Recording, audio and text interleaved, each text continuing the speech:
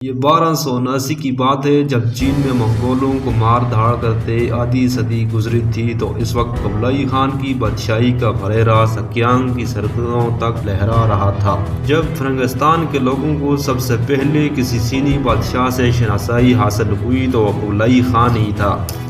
قبلائی خان کی عمر 10 سال ہی تھی کہ اس نے اپنے دادا چنگیز خان کی آخری مہم میں حصہ لیا۔ روایت ہے کہ 1227 میں چنگیز خان نے اپنے بستر مرگ پر قبلائی خان کو لائق اور ہونہار بتایا تھا۔ قبلائی خان کہیں 1259 میں جا کر تخت پر بیٹھا، لیکن اس وقت بھی اسے اپنے بھائی ارغبغا اور اپنے چچیرے بھائی قائدوں سے جنگ کرنی پڑی، کیونکہ وہ بھی تخت کے دعویدار تھے۔ قبلائی خان نے چین پر فتح پائی اور اپنا نیا پایا تخت بیجنگ میں قائم کیا۔ اس کے بعد 1226 میں جنوبی چین پر قبضہ کرنے کی طرف متوجہ ہوا۔ 1279 میں جنوبی چین کو منگول فوجوں کے مغلوب کرنے سے قبلائی خان پوری چین کا خان بن گیا۔ جب کبھی قبلائی خان زیادہ دور دراز عسکری مہم اختیار کرتا تھا، اسے کامیابی نہیں ملتی تھی۔ 1281 میں اس نے جاپان پر کئی حملے کیے، لیکن شدید ناکامی ہوئی۔ پھر 1284 میں ویتنام اور جاوا پر حملہ آور ہوا، لیکن ان میں بھی کامیاب نہ ہو سکا۔ البتہ برما میں اسے کامیابی حاصل ہوئی اور منگول فوجیں اس ملک میں ایراوادی دریا کے دہانے تک بڑھتی چلی گئیں۔ اس بادشاہ نے جب کبھی دوسرے ملکوں سے امن اور مصالحت کی کوشش کی تو وہ ہمیشہ کامیاب ہوا۔ مثلاً جنوبی ہندوستان، مشرقی افریقہ اور مڈغاسکر نے اس کی اطاعت کی۔ قبلائی خان کی فوج میں ایشیا کے اکثر ملکوں کے لوگ شامل ہوتے تھے، اور اس کے عملے میں ہر ملک کے تالے اسما، جنگجو، سائنسدان، حاکم اور سیاسی آدمی شریک تھے۔ مارکو پولو اسی گروہ سے تھا اور قبلائی خان کے اکثر حالات اسی کے سفرنامے سے معلوم ہوئے ہیں۔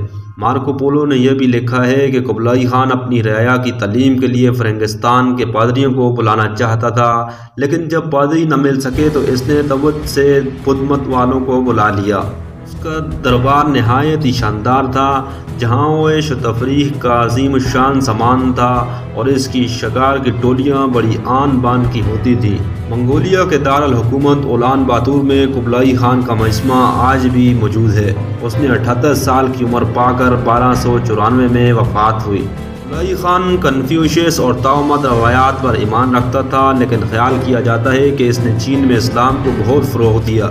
30 مسلمان قبلائی خان کے دربار میں اعلیٰ حکام کی حیثیت میں خدمات سر انجام دیتے تھے۔ 1274 میں قبلائی خان نے ایک مسلمان سید اجمل شمس الدین کو یونان کا صوبائی گورنر بنایا۔ 1279 میں شمس الدین کی وفات کے بعد قبلائی خان نے اس کا فرزند نصر الدین کو یونان کا دوسرا صوبائی گورنر بنایا۔ مارکو پولو نے دعویٰ کیا کہ نصر الدین 1284 میں برما پر منگول لشکرکشی میں ایک کمانڈر تھا اور برمیوں کو جنگ میں شکست بھی دے چکا تھا۔ قبلائی خان مسلم علماء اور سائنسدانوں اور مسلمان ماہرین فلکیات کو بہت سرپرستی دیا کرتا تھا۔ مسلمانوں کی مدد سے شانسی میں ایک رصدگاہ تعمیر کیا گیا۔ مشہور مسلم ہیئت دان جمال الدین بخاری نے چینی تقویم کو ترقی دی۔ مسلم نقشہ نویسوں نے شاعر ریشم کے چینی نقشے کو درست کیا، جس سے چینی تاجروں کو بہت فائدہ ہوا۔ قبلائی خان 2 مسلمان جنگی انجینئر اسماعیل اور علاءالدین کو چین لے کر آیا، جس کی مدد سے مسلمان منجنیق، جس کا چینی نام یاہوئی پاؤ تھا، ایجاد کیا گیا، جسے جنوبی چین کے شہروں بیجنگ اور سکیانگ کی جنگ کے دوران قبلائی خان نے استعمال کیا، جو فصیلوں کو توڑنے میں مددگار ثابت ہوئی، جس سے منگولوں کو کامیابی حاصل ہوئی۔ مسلمان اتباع کو بیجنگ اور صنعتوں میں اپنے اپنے ہسپتالوں کی تعمیر کرنے کی اجازت دی۔